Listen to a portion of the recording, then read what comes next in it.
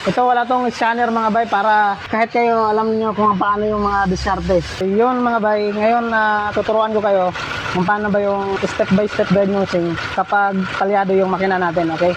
So basic lang to mga bay, alam kong kayang-kaya nyo rin to gawin, especially sa mga nagdi-DIY dyan. Ito kasi unit natin is Tucson gasoline. Yung kanyang concern, ito, kita nyo yan, palyado makina, so malakas yung vibration. Tapos low power. So paano ba natin yan i-diagnose? Example, wala tayong scanner, wala tayong special tools like mga scanner natin. Paano ba natin i-diagnose yan? Ma-distinguish natin kung saan banda yung problema. Kapag da-diagnose ng mga ganitong unit mga bay, palyado kasi siya mga bay, malakas yung vibration ng makina, gumaganyan.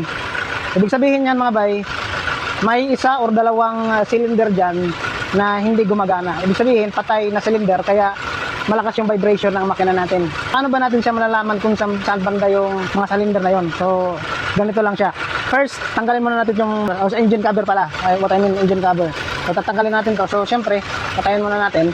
Hindi ako gagamit ng scanner mga bay sa pagdadiagnose nito para masundan nyo rin kung paano yung step by step diagnosing kung wala tayong scanner. So, mga bay, applicable to sa mga gasoline engine na palyado.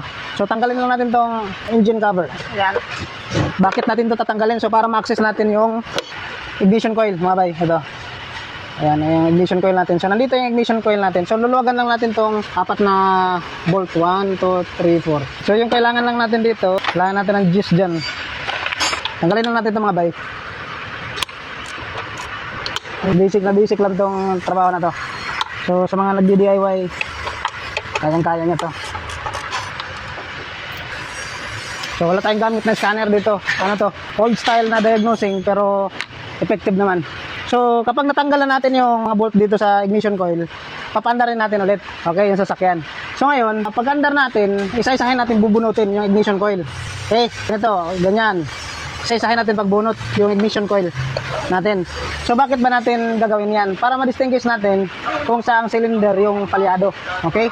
So kapag binunot natin yung ignition coil at walang reaction yung makina, ibig sabihin, dyan lang gagaling yung problema sa cylinder na yan. For example, itong number 1, binunot natin. Tapos, walang reaction yung makina. So, ibig sabihin, nandito yung problema.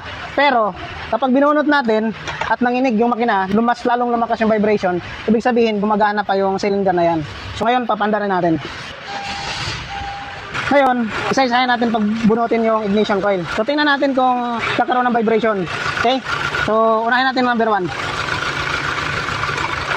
So, tingnan nyo, namatay. So, ibig sabihin, gumagana yung number 1. So, goods yung number 1. Panda rin ulit natin. Next mga bay, tingnan natin yung number 4. Yan. So, number 4. Yan. So, wala. Tapos, kita nyo mga bay. Ayan. Isa yan sa reason kung bakit palyado. So nagkaroon na ng oil. So ibig sabihin yung valve cover gasket nito at saka yung spark plug seal, possible may tama na.